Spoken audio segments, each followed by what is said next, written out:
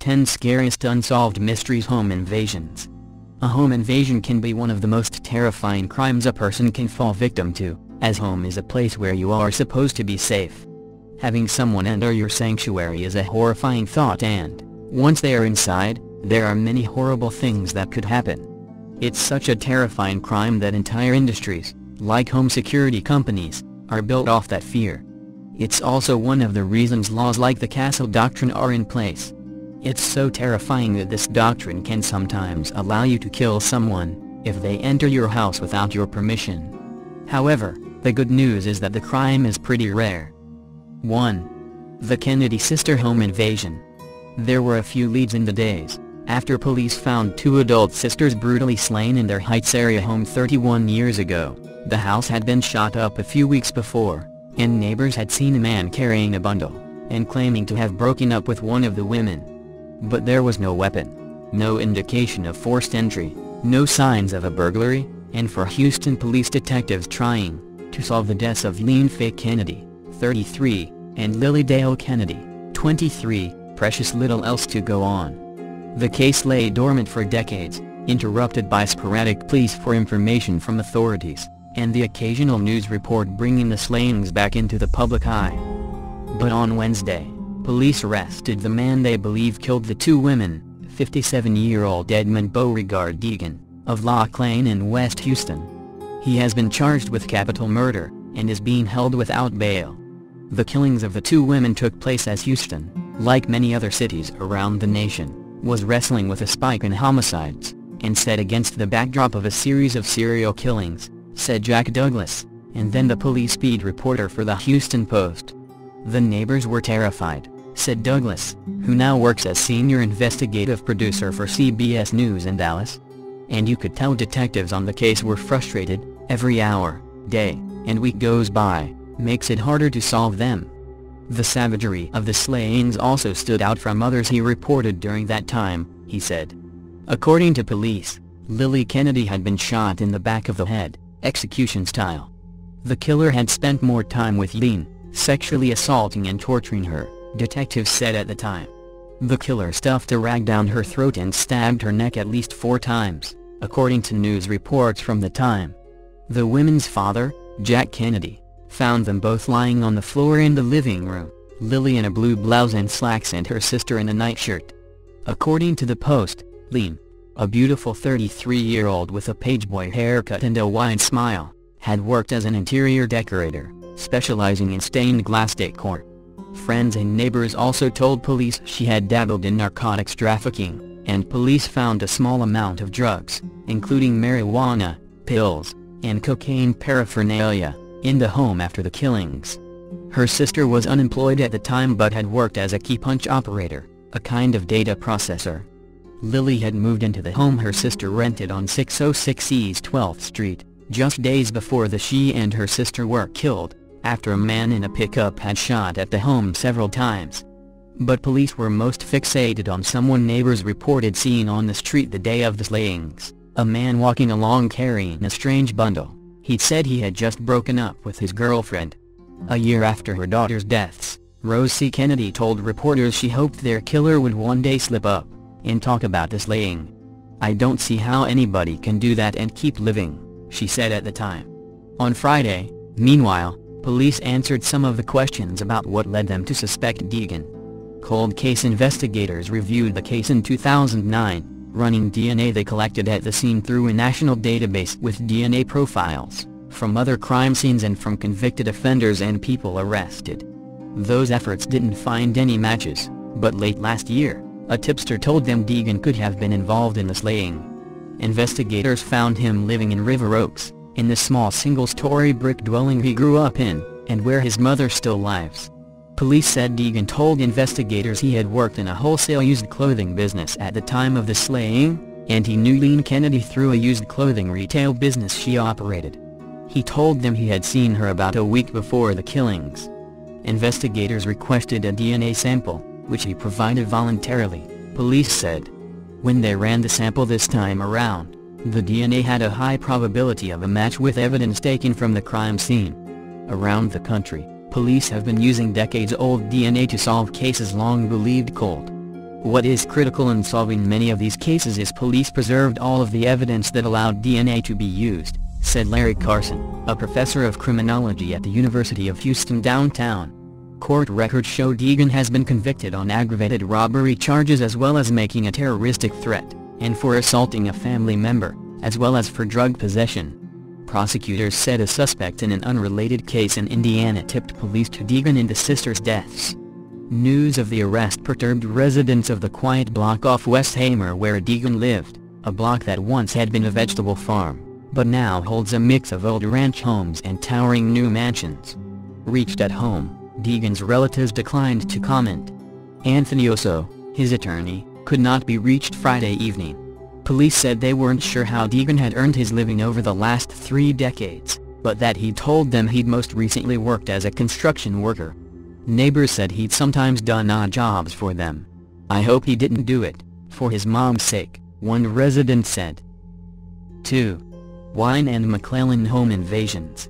After a 1976 divorce, Betty Jane McClellan moved with her 4 children to a 1-acre plot surrounded by farmland in western Greene County, and threw herself into the role of single mother. She went to every band function, chorus function, play we were in, one of her 3 daughters, Shelley James of Oakdale, recalled yesterday. She supported the family by working at the local stockyards, as did the man who became her second husband, and lived in a remote mobile home in Rich Hill Township. State police said someone broke into the isolated residence around 9:40 p.m. Sunday and killed the 70-year-old Mrs. McClellan.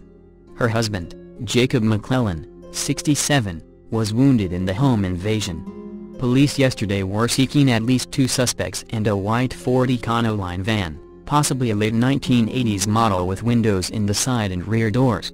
One suspect tentatively was described as white, in his mid-40s, 5 feet 6 to 5 feet 9, with a medium build, short brown hair and a light mustache, wearing camouflage pants and a long-sleeved camouflage shirt. Police had no description of the second suspect, the driver. Mrs. McClellan was pronounced dead at the scene, and her husband was transported to a Pittsburgh area hospital. No information on his condition was available, but Miss James said he managed to call 911 for help. Police didn't say how the couple were attacked, but family members said Mrs. McClellan had been shot. Blood was visible yesterday on the door of the couple's mobile home at 487 Stringtown Road, a place so remote that there are no neighbors within sight. In that respect, little had changed since Mrs. McClellan and her children moved there more than 30 years ago. "You had cows on one side and sheep on the other and pigs up on the hill," Miss James said. Miss James said her mother held the family together with public assistance and, later, her job at the Pennsylvania livestock auction in Waynesburg. Though money was tight, Miss James said, her mother made sure the children had Christmas presents they picked out of Montgomery Ward catalogs. Miss James said her mother was a band booster for about 15 years, and worked on the funnel cake booth at the Jacktown Fair to support her children's school activities.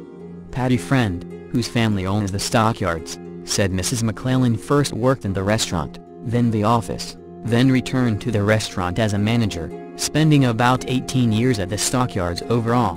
Yesterday, Mrs. McClellan was to have met a repairman there to take care of a malfunctioning refrigerator. "She was like my right hand," Miss Friend said. Mrs. McClellan, who grew up on a Washington County farm, was a former deacon and member of the Sewing Circle at a non-Baptist church. For a time, she also cleaned the church and put out its newsletter. A talented seamstress, she made wedding and bridesmaid dresses for her daughters' weddings, and taught the girls how to crochet, Miss James said. On Saturday, Mrs. McClellan hosted an 90th birthday party for her sister, Juanita Wright, at the Graceville Fire Hall. "We had like 90 people there. It was wonderful," Miss James said. Mr. and Mrs. McClellan knew each other for many years, and married about 7 years ago. "They seemed to be a very good pair and seemed to be with one another a good bit," said Mr. McClellan's sister-in-law, Sarah McClellan, who lives nearby. Sarah McClellan said her brother-in-law, who grew up in the Graceville area, has 6 children. For a time, Mr. McClellan worked at the stockyards, penning animals and herding cattle onto the scales, Miss Friend said. He also has tow truck and does scrap and salvage work, his sister-in-law said. "He is a very generous person," Miss James said.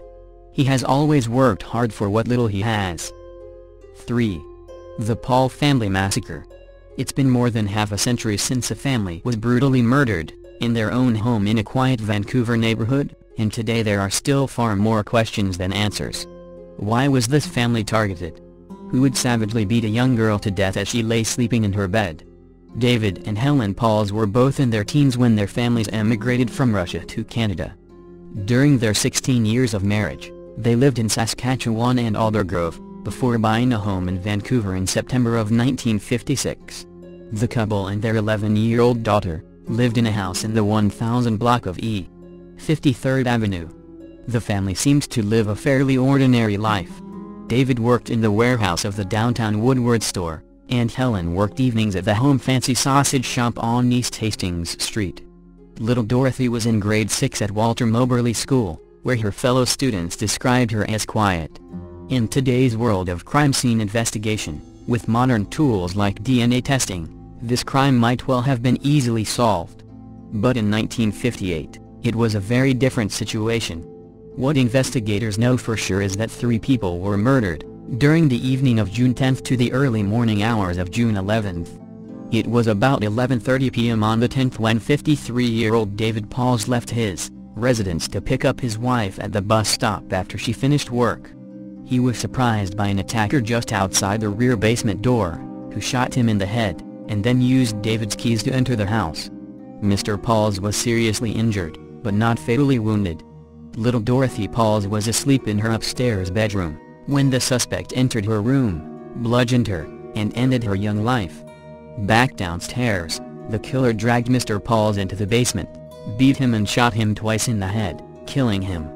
The suspect went back upstairs again, removed Dorothy's pajama bottoms, and left them on the floor beside the bed. Helen Pauls, aged 47, returned to the house after finishing work at 11:30 p.m. A witness reported seeing her running home from the bus stop, as it was raining and her husband clearly never made it to pick her up. She was shot and beaten to death in the front hallway. She still had her house keys in her pocket. The specific weapons were never identified with any certainty. A heavy instrument of some kind was used to beat the victims. The bullets recovered from the bodies were sent to more than one lab, which concluded they came from a .22 caliber revolver, likely a Romar G10, Colt-style, 6-shot. Many theories have been discussed and pursued. Detectives considered that Dorothy may have been the target, and that the crime was sexually motivated, but there was no evidence that the girl was sexually assaulted. Robbery was a possibility. David's wallet, and keys for the house and his vehicle, were taken. Helen's purse was opened, but it's not known if anything was missing. There was even discussion that the murders may have been related to political unrest, from their home country of Russia. The Pauls were Mennonite and rumors circulated when the church community would not cooperate with the investigation. This case has frustrated investigators for decades and the Pauls family deserves justice. It's been almost 60 years, but someone out there knows something. 4. Sedogeya Family Massacre. The book's title is Sedogeya Kasatsujin Jiken, Jugonin Mi no Shinjijutsu, The Sedogeya Family Murder Case, 15 Years On, The New Facts. Released by Kadokawa Publishing Co. on December 5. The 254-page work is authored by Fumiya Kashi, the nom de plume of a former journalist at the Mainichi Shimbun, who is recognized as one of Japan's most famous investigative writers. It was on December 30, 2000, the penultimate night of the 20th century, that the murder of an entire family occurred at a house adjacent to a public park in Kamasashigaya 3-cho-mei in Tokyo's Setagaya Ward. The crime, relates Asahi Gano, December 17, was discovered around 10 a.m. on the morning of December 31, when the mother of Yasuko Miyazawa, who lived next door, repeatedly buzzed her daughter on the intercom. Thinking it strange to receive no response, she walked next door, and using her own key to let herself in, found her son-in-law, Mikio Miyazawa, age 44, lying dead on the floor from knife wounds. Her daughter, Yasuko, 41, granddaughter Nina, 10, and grandson Rei, 6, were also slain. As the police forensic team combed through the Miyazawa house, they found that the killer had left behind so many clues, and his apprehension was likely to be just a matter of time. The police went so far as to determine what the killer had eaten in a previous meal, something containing string beans and sesame seeds, known because he stayed around long enough to use the Miyazawa's toilet to have a bowel movement. The killer's DNA suggested that his origins might not be Japanese, and indeed numerous forensic data, such as his distinctive shoe prints, indicated at the very least he had some ties to the Korean peninsula. The killer was a male of Asian extraction, a police source tells the magazine. His DNA carried a marker from his father that occurs in 1 out of every 13 Japanese, 1 out of about 10 Chinese, and 1 in every 5 or so Koreans. Based on mitochondrial DNA, his mother had an ancestor originating from the southern Mediterranean area, probably around the Adriatic. Because of the possibility of an international angle, the investigation was undertaken by staff at 2 sections of the Tokyo Metropolitan Police Department, the Investigative Section 1, which could be described as the MPD's Major Case Squad, and the Department of Public Security, which networks with law enforcement organizations overseas. It was a South Korean man referred to only as K who pointed author Akashi in the direction of the killer, who in the book is given the pseudonym R. For more than 30 years, Akashi tells Asahi Gano, I've researched various crimes in detail, not only obtaining materials about the ongoing investigation, but also visiting the scenes of the crime, and meeting with people involved, including survivors. I share what I dig up with the police, and they reciprocate. Among evidence found at the crime scene were particles of soil traced to South Korea's Gyeonggi province, which includes the area surrounding Seoul. Other microscopic evidence also suggested ties to Korea. Perhaps the biggest puzzle up to now has been the motive for the killings. According to Akashi's book, people in the neighborhood whose homes were affected by expansion of the nearby park were paid considerable compensation, in some cases over 100 million yen. When conveying concerns over her son's health condition to the aforementioned Mr. K, Yasuko Miyazawa is believed to have mentioned the financial windfall, which K targeted by procuring the services of R. Akashi claims to have made contact with R, who's described as a former member of the South Korean military. Akashi was able to obtain the man's fingerprints, which he determined to be a match with those collected at the crime scene by the police. Akashi's book may supply some fascinating new angles to the puzzle, but it appears readers will have to be content with being tantalized rather than seeing the loose ends neatly tied up in a manner that leads to the arrest of the killer. Certainly for the family members of the victims, whose hearts still ache over this tragedy, anything less than a full solution is meaningless. Steps should be taken to give them closure, the magazine concludes, and the sooner the better. 5. The Cleveland hooded arsonist. City Councilman Michael Polensky is outraged over what has become of the Kipling Avenue property where Glacia Ramsey, 7, and Peaches Christberg, 2, were killed in December when someone set fire to their home. The rundown property is littered with broken glass and razor-edged debris. Stuffed bears bob atop a pool of green sludge that once served as a carport. An unfilled ditch in the front yard collects windblown trash, rainwater and withered crime scene tape. There's nothing to keep neighborhood children off the squalid property.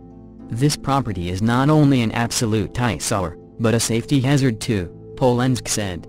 This is outrageous.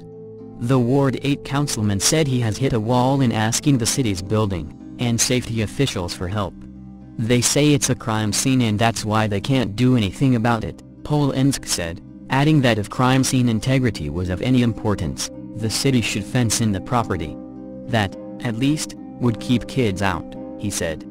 A spokesman for Mayor Frank Jackson's office said the building has been condemned, and it will not be demolished until the investigation into the deadly fire is complete. Police said Monday there was nothing new to report about their investigation. No arrests have been made. Residents on Kipling Avenue share Polensky's disgust for the crime scene. This property bothers me big time, said Tiffany Butler. This is dangerous for adults and kids. It's unsanitary. I'm a taxpayer. Where is my money going if this property is looking like this? Lisa Brownlee, who lives directly across from the char department, says she does what she can to shield her 6 grandchildren from the lot. We take our kids to the park now, Brownlee said. It's too dangerous over here. I'm wondering why they won't tear it down. It needs to come down. There's too many bad memories there. Reggie Riggin said if the city decided to clean up the property, He and others in the neighborhood would volunteer to help in the cleanup. "I think it's a tragedy that this happened," Riggins said. "Even when death is among us, we still have to take care of the neighborhood." Activists on Monday planned to rally outside the home and demand the city make the property safe. Property owner Maxine Wallace could not be reached. Brownlee said she believes the absentee landlord moved to California months ago. Polensk said there have been problems with the property for years. 6. The spring break serial rapist. Women at 2 Kansas colleges are on edge after warnings that the same man may have raped 13 women at the schools in the last 8 years. The University of Kansas and Kansas State University have alerted students to possible danger for those who stay in town during spring break, which starts Monday. 13 rapes have happened during breaks in the school year in the last 8 years near the colleges. 8 happened near Kansas State University in Manhattan. 5 happened about 85 miles away, in Lawrence, where the University of Kansas is located. Investigators say the same person may be responsible for all 13 rapes. Students like Carly Wagner, a senior at Kansas State, are taking precautions. She said she and her roommates already make sure to look out for each other. "None of us ever walk alone at night. We go pick each other up or make sure that there's no case where you have to be alone at night," she told CNN affiliate WIBU. The Kansas Attorney General, Steve Six, said Wednesday that similarities in the attacks lead investigators to believe they may be looking for the same person. Those similarities include the age of the victims, the location of the rapes in off-campus housing, and the fact that they occurred during breaks in the school session. In addition, each victim has described her attacker in a similar way. Investigators are looking for a white man in his 20s of average height and weight. He has also been reported to have covered his face during the attacks, Six said. The University of Kansas sent an email to students Monday warning those staying on campus for spring break. If staying in Lawrence, students should take reasonable precautions, as some reported sexual assaults and other crimes have occurred during breaks, read the warning, which did not refer specifically to the past rapes. The University of Kansas also posted recommendations on its website, including checking locks on home and apartment doors, walking in groups and knowing the location of campus emergency buttons. The specific dangers during college breaks have been on the university's radar for some time, says Jill Jess, a university spokeswoman. Before a winter break, the university offered free self-defense classes to students as a result of the past attacks, she said. Kansas State warned its students, faculty and staff of the past attacks in an email last month. It was the second email that campus officials have sent out in recent years regarding the rapes. "It's scary to walk around campus or be on a college campus not knowing, at night, what goes on and who can be around," one student told CNN affiliate KTKA. The Kansas State Women's Center has also been working diligently over the past year to make students aware of the rapes, said Mary Todd, the center director. She has worked with some of the victims and has learned, from their accounts, that there was often no sign of forced entry. This has led her to believe the attacker entered residences during the day, when a lot of students feel safe leaving doors unlocked. By emphasizing such details, she said, the center hopes students will keep their doors locked. The Women's Center and a group called Wildcats Against Rape have distributed pamphlets at campus buildings as well as several off-campus locations. The Attorney General's office warned the entire community Wednesday. "We encourage women to be safe, but we encourage everybody in the community to also look out," Six said. "Look out for your friends, call if you see something suspicious, and just be vigilant during the spring break time." 7. The Sun family murder. The Toyota Corolla and Sienna minivan and Mo Sun and his wife, Mai Z, drove are still parked outside their spacious Coles Crossing home. The vehicles are clean. The lawn at the 2-story brick residence gets mowed regularly by the local homeowners association, and the lights still come on at night. Nothing hints at the horrible events that took place 6 months ago, when the middle-aged couple and their 2 sons were found slain inside the Cypress area house. "It's almost like they're still in there, like nothing really happened," said Kathy Berry, who lives across the street from the Sun's house. On January 30th, authorities checking on the family found the bodies of Mo Sun, 50, Mai Z, 49, and their boys, Timothy, 9, and Titus, 7, All four had been shot in the head in their bedrooms, authorities said.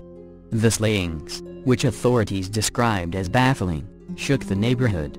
In the 6 months since Harris County Sheriff's deputies found the bodies, investigators have been running down leads, testing evidence from the scene of the crime, and working to better understand the background of the victims. They have put up messages on 2 donated billboards on Houston highways, seeking information, and consulted with the FBI. Supporters of the family collected $70,000 in reward money, trying to entice would-be informants to come forward. But all of that, investigators said, has led them back to where they started, to a mystifying crime with little to go on. There just isn't a lot of information out there, said Sergeant Felipe Rivera, of the Harris County Sheriff's Office Homicide Squad, adding that the family's relatives live in China and couldn't offer much perspective on their lives in the U.S. After the initial investigation, deputies said they didn't find a firearm. Neighbors hadn't heard any gunshots. Authorities believe the killings took place days before the bodies were found. Son was last seen alive on Friday, January 24th, when he left work. This week, Harris County homicide investigators are again reaching out to the public in a news conference scheduled for Wednesday, where they hope to jog loose new clues and help bring justice for the Sun family. If anybody knows anything, we need them to do their part and step up, said Sheriff's Lieutenant Toby Kroger. He and his investigators said they were surprised by the scale of the carnage. Many of the residents of the well-manicured suburban block, where the Sun family had lived, were reluctant to talk about the killings. Barry said her son used to play video games with Timothy and Titus, and that Mizzy used to talk to her occasionally about the boys' schooling. Their mother kept the boys busy with typical suburban youth activities. They swam in the community swim team, played in the local soccer league, took piano and karate lessons, and were in the local Cub Scout pack. Photos of the family show the 2 smiling boys with their parents at barbecues, and at a Christmas party with Santa. On Saturdays, they also attended Chinese school, Barry said. I think she wanted them to have a mix of 2 cultures, Barry said. Timothy spent 2 years on the team that 39-year-old John Balter coached for the Coles Crossing Soccer League. He was such an outgoing player. Always active, wanting to play, driven to be there and be with the team. He wasn't one of those isolated or quiet children, said Balter, remembering that the 9-year-old especially excelled playing goalie. His mother was nice, but reserved, said Balter, adding that Mizzy made sure Timothy never missed a game or practice. She always brought her son and supported him at games, the coach said. She came to a lot of practices with him. Neighbors wondered if the deaths might have been the result of a domestic dispute, but investigators ruled out that scenario, after they were unable to find a gun. That gave rise to other theories, like a case of mistaken identity or a contract killing. News reports abroad popped out stories about a murder arranged overseas. But investigators won't join in the speculation about possible motives or any specific theories. In one sense, it's horrifying that something like a potential internationally organized crime could invade our backyard, said resident Stephen Knight. If it does turn out to be the case, it's terrifying, but also seems less likely it could happen to any member of the community, if the Sun family were intentionally targeted. It also rattled the local Chinese community, said David Cao, a board member of the Houston Chinese Alliance. People are still very concerned, especially when the perpetrator or perpetrators are still at large, Cao said. It's been quite a few months and we still don't have a clue, he said. The case had led some members of the Chinese community to contemplate buying guns, he said, adding that others wondered if the premeditation that appeared to have gone into the slayings meant they would be too difficult for local authorities to solve. Maybe this is just too complicated for anybody, Cao said. But Kroger, the sheriff's lieutenant, said he had confidence in his team. Whatever resources we don't have, we have access to, Kroger said. If this was my family, I'd want these guys on the case. Xiaoming Wang, a professor at the University of Houston downtown, helped the sheriff's office reach out to the local Chinese and Taiwanese community in a town hall meeting earlier this year. Even after 6 months, it doesn't mean there are no chances to solve the case, he said. But we do need more cooperation from the community and from citizens. Sun and Mizzy were both naturalized citizens, authorities said. Sun had studied at the University of Texas at Austin, and worked as a stress analyst at Cameron International, according to his social media pages. Officials at Cameron declined to talk to the Chronicle for this story. Sun's wife had stayed at home, and took care of the boys. She and Sun had married in 2000, and bought their home a year later. A little less than a mile away from the Sun home is Sampson Elementary School, a one-story brick building of 1,200 or so students. Both Sun boys were pupils at Sampson, the metaphorical center of Coles Crossing, a community of about 2,600 homes. Across from the school campus are two young redbud saplings, each tree adorned with a small tan sandstone marker. In loving memory of Titus Sun, always in our heart, Cub Scout Pack 1179, reads one marker. The other is inscribed in memory of his older brother. At a ceremony in May, the pack wrote notes for the boys, leaving them in the holes where they planted the saplings. "These folks in the neighborhood haven't forgotten," said Knight, also pack master of Pack 1179. Everyone was pretty deeply shaken because this was highly intentional, and not some strange sudden act. Still, friends and neighbors are left to wonder who killed them, and why. It's still an open wound. Everybody is looking for closure, but it's difficult realizing closure may never come, Knight said, his voice catching slightly. 8. The Orchard Park Apartment Killer. It was 1979, and Houston's legendary oil boom was in full swing. Thousands of people fleeing crumbling Rust Belt economies were pouring into the Bayou City. Many of the new Houstonians flocked to hundreds of apartment complexes that catered to a younger crowd. But there was a dark side to those jubilant days. A killer was stalking and murdering young women and men, sexually assaulting some of them and violently slashing their throats. And in two shocking murders, the killer made off with the victim's head. Both are still missing. Today, more than 3 decades later, the status of 5 murder cases that took place within 2 months of one another remains virtually the same as in 1979. There are no suspects, no fingerprint or forensic evidence to help develop a suspect, and the most rudimentary of theories. The questions remain: was there a cold-blooded serial killer with a compulsion to collect human heads at work in Houston? And is the killer still out there? I don't think it's the same suspect, but you've got to keep an open mind in these things, said Sergeant Paul Motard, a veteran Houston police homicide investigator on the cold case squad. The first killing shocked the city. On July 27, 1979, a co-worker of Aliza Lane Rankin went to pick her up at the Orchard Apartments in the 5900 block of Glenmont in the Gulfton area of southwest Houston. Bob Smith agreed to take Rankin, a 33-year-old secretary at an engineering firm, to work because her car was being repaired. Smith approached her apartment door and found it slightly ajar. He looked in and saw Rankin lying nude in bed, her feet bound together, with a pillow over her upper body.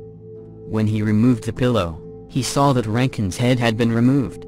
Police say she had been sexually assaulted.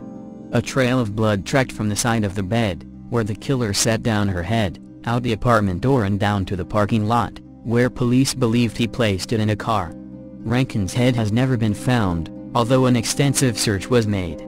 Smith, in a Houston Post story 5 years after the grisly murder, compared the terror he felt at discovering his co-worker's headless torso to being slugged in the stomach. "I looked over my shoulder and had that feeling that, if the person who did this was still around, he'd get me," Smith said. Then, 14 days later and 2 floors above Rankin's apartment, the body of Mary Michael Calcutta was discovered in her bathroom. This second murder ignited a wave of fear, with women leaving the Orchard Apartments or buying guns to protect themselves.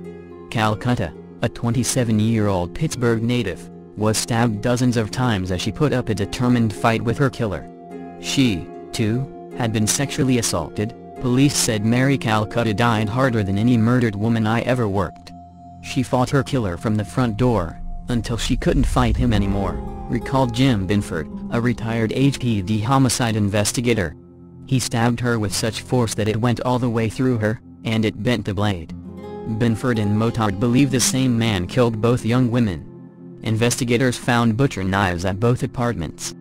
The retired detective is convinced the Orchard Apartments killer had more than 2 victims. "He just didn't stop doing it," Binford said. Calcutta's family, who in 1980 offered a $10,000 reward for information leading to her killer's arrest, have stayed in touch with Houston police. "We're trying to renew the investigation again, and we're trying to find closure," said Sister Margaret Ann Calcutta, a nun who is one of the slain woman's 5 siblings. "It's something our family has lived with all these years, and it has really been a heartache for us." Calcutta's body was found August 10, 1979, the same day an exterminator walked into a northwest Houston townhouse, and found the body of Doris Lynn Threadgill, 26. Detectives said her killer slashed the woman's throat so deeply her head was nearly removed from her body. While police were working to solve these 3 killings, another headless victim was found. Residents around Freed Park in northwest Houston, 5 blocks from Threadgill's home, were alarmed by a woman's screams and gunshots that rang out late October 3, 1979. Houston Park Police came to the house, where a neighbor saw a young woman being dragged by her hair by a man in a cap. The two struggled on the front porch of a home across the street. The residents of that house heard gunshots and a girl screaming, "Help! Don't do this to me," according to published reports. Park police officers who responded that night told residents no blood was found on the porch, and said they had mistaken firecrackers for gunshots. But the next morning, Houston police found blood on the porch, and they later found the body of Joanne Huffman, 16, lying shot to death in Watonga Park nearly 4 miles away. Police believe Huffman was the girl heard screaming. Around the same time that day, Houston police were called to a used car lot in the 4200 block of Mangum, where the sales manager found a blood-smeared white Dodge. Inside the trunk, officers discovered the headless body of Robert Spangenberger, 18, who had been dating Huffman. Was there a link? No physical evidence was developed from Spangenberger's car or from the body of Huffman, who was shot in the mouth with a handgun, Motard said. In 2010, cold case investigators submitted physical evidence from the 2 sets of murders involving headless victims to a private lab for testing, but no DNA was recovered, Motard said. The prevailing theory is the Orchard Apartment murders of Rankin and Calcutta were committed by the same killer. But most homicide investigators believe the deaths of Huffman and Spangenberger were the work of a separate killer. Investigators are unsure about Threadgill's connection to the other murders. "I'm not ruling anything out, anything's possible," Motard said. 9. The Bennett home invasion. Bruce Bennett, 27, his wife, Deborah, 26, and their 2 children, Melissa, 7, and Vanessa, 3, resided in a quiet neighborhood in Aurora, Colorado, in 1984. Bruce worked at a family-owned furniture store, and was also trained as an air traffic controller. The family led a quiet, normal life in this small Denver suburb. But that all changed in one night. In the early hours of January 16, 1984, between midnight and 6 o'clock a.m., an intruder entered the Bennett home, and viciously attacked the entire family. Bruce had been slashed several times, and hit in the head with a hammer. He repeatedly crawled up the stairs to try to save his family, however, he was unsuccessful. Deborah and Melissa were both raped, bludgeoned, and stabbed to death. Little Vanessa's jaw was crushed, sending jagged bones into her windpipe. However, she survived the attack. Bruce's body was discovered the next morning by his own mother, Constance Bennett, who immediately called police. A massive investigation began but produced no leads in solving the case. There were no signs of forced entry, or an obvious motive for the killings. Nothing was taken from the house except the knife used to slash Bruce, and a purse which was discarded outside. 6 days before the deadly Bennett home invasion, on January 10, 1984, 50-year-old grandmother of 2, Patricia Smith was sexually assaulted and killed in her Lakewood townhome sometime in the afternoon. She was found by her daughter and grandchildren, who resided with Patricia. Her body had been staged to look similar to one laying in a casket. She was flat on her back with her hands and arms carefully crossed over her chest. Her jeans were pulled down, and her boots were still on her feet. A hammer was laying nearby. 6 days before Patricia Smith was murdered, on January 4th, a man nearly beat to death James and Kimberly Hall Ben's child in their Aurora home. The weapon used was a hammer. James Hall Ben's child suffered a fractured skull, and Kimberly had a concussion. Both survived. Also on January 4, 1984, a man used a hammer to attack flight attendant Donna Dixon in the garage of her Aurora home, leaving her in a coma. Dixon also survived. The attacks ended with the Bennett family, and all the attacks appeared to be at random. Whoever the killer was, he had no problem attacking innocent children. In 2002, based on DNA, John Doe was charged with 18 counts, including 3 counts of first-degree murder, 2 counts of sexual assault, first-degree assault and 2 counts of sexual assault on a child and burglary. In 2010, DNA officially tied the Bennett family murder and the murder of Patricia Smith together. However, the DNA match has not been linked to a specific person. Therefore, both cases remain unsolved. It is not clear if the January 4th attacks were tied to the same killer, although it is very likely. Questions still remain in the Bennett-Smith cases, because there were no signs of forced entry. How did the intruder get into the Bennett home? What was the motive for killing the Bennetts? Did the killer attack Bruce first so he could rape Bruce's wife and daughter? Why wasn't Vanessa raped? Did the killer know his victims? If not, why did he choose these particular people, houses? Investigators believe the killer knew Patricia's daughter and grandchildren lived with her. Why didn't he kill them, too? Was he stalking Patricia prior to her murder? What about the Bennetts? Why was Patricia killed during the day and the Bennetts killed overnight? The killings ended with the Bennetts. Why? Did the killer die? Or did he just stop killing? Move to another state? Little Vanessa was raised by Constance Bennett. In a 1994 interview, Constance said that the young girl did not remember the attacks, but she did remember bits and pieces of her family. 10. The Mulatto Axe Murders 1911–1912.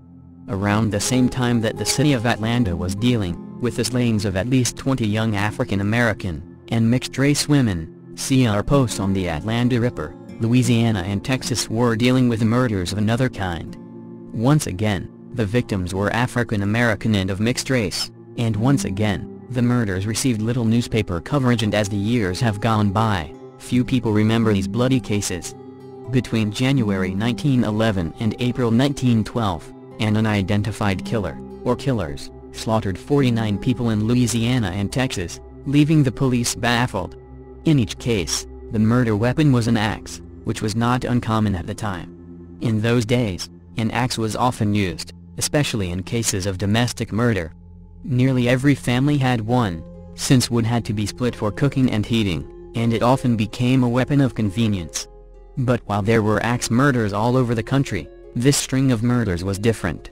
In addition to as axe being used as the murder weapon, all of the victims were mulattoes or members of families with mixed-race children. The killer was presumed, by blacks and the police alike, to be selecting victims on the basis of their mixed, or tainted, blood. The first attack took place in early January 1911 in Rayne, Louisiana, when a mother and her 3 children were hacked to death in their beds. In February, the killer struck again, this time in the town of Crowley, about 10 miles from Rayne. 3 members of the Byers family were murdered in an identical manner to the earlier victims. 2 weeks later, 4 members of the Andres family in Lafayette were also murdered in their beds. Each of them had been hacked to death with an axe during the early morning hours. The killer first struck in Texas on March 22, 1911, when the Cassaway family was slaughtered in their home. Louis Cassaway was a black man who was employed at the Grant School for Black Children in San Antonio.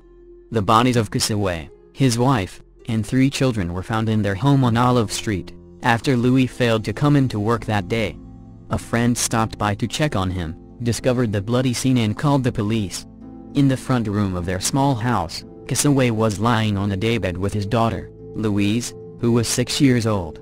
Their heads had been crushed by the blunt side of an axe, and then oddly, the killer had covered Louis' face with a piece of cloth. In the next room, officers found Louis' wife, a white woman, whose name was not given in newspaper reports, lying dead in bed with the bodies of the other 2 children. A baby boy, 6 months old, was clutched in his mother's arms, his skull crushed by an axe. Josie, the Cassaway's 3-year-old daughter, was lying dead across her mother's legs. The police surmised that she had awakened during the murders and had tried to escape. She was struck down before she could climb down from the bed. Casaway's wife was the most badly disfigured of all of the victims. She had been struck repeatedly with the blunt side of the axe, spraying blood all over the walls of the bedroom. The police were baffled by the crime. They had not yet been connected to the murders in Louisiana, and found no evidence of a robbery, or any rational motive for the murders. Nothing in the house was disturbed, and Louis' trousers were still hanging from the bedpost with several dollars in the pocket. The Casaway family had no enemies, and in fact, Louis, who had moved to the city from New Orleans many years before, was widely known and respected by whites and blacks alike. His wife had lived in San Antonio for about 10 years. She had married Louis in Mexico, and by all accounts, their marriage was a happy one. On November 29, 1911, the murderer traveled back to Lafayette, Louisiana.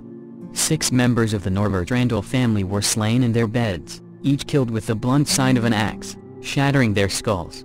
The bodies of Randall, his white wife, and their 4 children, all under the age of 9, were discovered by neighbors. Their home looked like a slaughterhouse, but this time the police managed to track down some clues. A young black woman named Clementine Bernabut was arrested after witnesses claimed to have seen her in the vicinity around the time of the murders. Clementine, age 19, attended a house of worship called the Sacrifice Church with the Randalls. After being questioned by the police, she stated that she had killed the family because Norbert Randall refused to follow church orders. After being subjected to the 3rd degree, as the newspapers put it, she also confessed to the murders of the Andres family back in February. She claimed that she had committed those murders with help from her father. The two were arrested and held in custody through the spring of 1912, but their incarceration didn't stop the carnage. On January 19, 1912, the killer returned to Crowley, Louisiana, the scene of one of his earlier crimes, and killed a mixed-race woman and her 3 children as they slept. 2 days later, at Lake Charles, Felix Broussard, his wife, and 3 children were also slaughtered with an axe. This time, the killer left a note behind. It read, "When he maketh the inquisition for blood, he forgetteth not the crime of the humble, human 5. Stirred by what seemed to be religious implications, the police decided to look harder at Clementine Bernabut and the Sacrifice Church.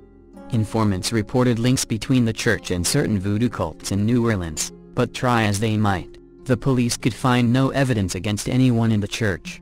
Bernabut herself insisted that the murders were related to a voodoo charm that she had purchased from a local witch doctor. The charm reportedly assured Bernabut and her father that we could do as we pleased, and we would never be detected. She tried to test the magic by committing the murders. Police eventually dismissed the story, and Bernabut and her father were never sent to trial. Meanwhile, the murderers were continuing. On February 19, 1912, a mixed-race woman and her 3 children were murdered in their beds in Beaumont, Texas. 7 weeks later, on March 27, another mulatto mother, her 4 children and a male overnight guest were slain at Glidden, Texas. The detectives, who were not sidetracked by the religious confusion in the case, took a more practical approach. They began to note a geographical pattern to the crimes.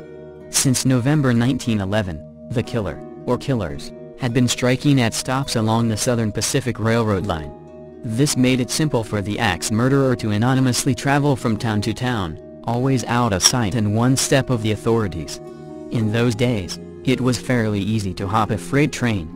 As detectives looked over the map, it seemed likely the next murders would occur west along the line, in San Antonio, Texas.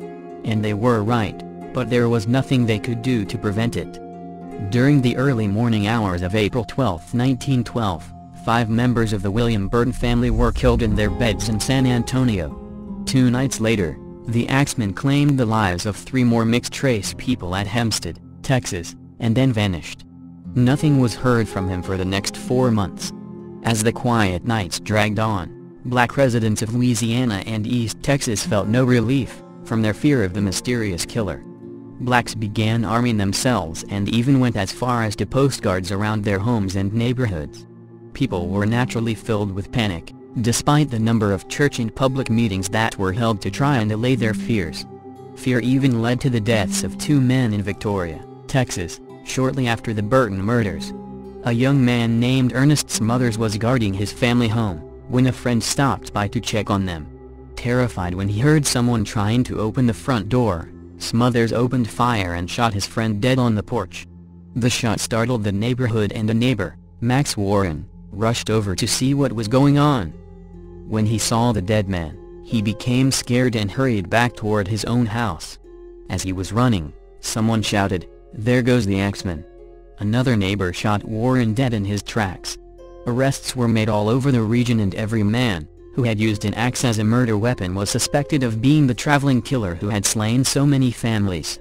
Suspect after suspect was picked up in small towns, and in railroad yards in Louisiana and Texas. But the authorities were unable to find anyone that they could solidly connect to any of the crimes. The killer's 4-month hiatus came to an end on August 6, 1912. Late that night, the wife of a mixed-race man named James Dashiell woke to the blinding pain of an axe cutting through her arm. The assailant had been aiming for her head, but had somehow missed and struck her arm instead. As Mrs. Dashiell began to scream, the attacker fled from the house. The shaken woman was unable to give any sort of coherent description. And with that, the 15-month murder spree came to an end, leaving the police and the assortment of detectives, who delved into the case without a single solid piece of evidence. Defectors from the Sacrifice Church tried to convince the authorities of a connection between the church and the murders for some time, but detectives never managed to identify a valid suspect in the case. Could the disenfranchised church members have been right, though? The killer targeted people of mixed race, and notably a number of white women who were either married to or in relationships with black men. According to the church members, the motive for the killings revolved around a verse from the New Testament, Matthew 3:10. And now also the axe is laid unto the root of the trees, therefore every tree which bringeth not forth good fruit is hewn down, and cast into the fire. Was the killer trying to somehow purify the white race from those he saw as tainting it in some way? Perhaps, but it's likely we will never know. Very little documentation remains about these murders, and even the newspapers of the day failed to devote much space to crimes that were perpetrated on Negroes. Leaving more than 4 dozen victims in his wake, the killer vanished into history.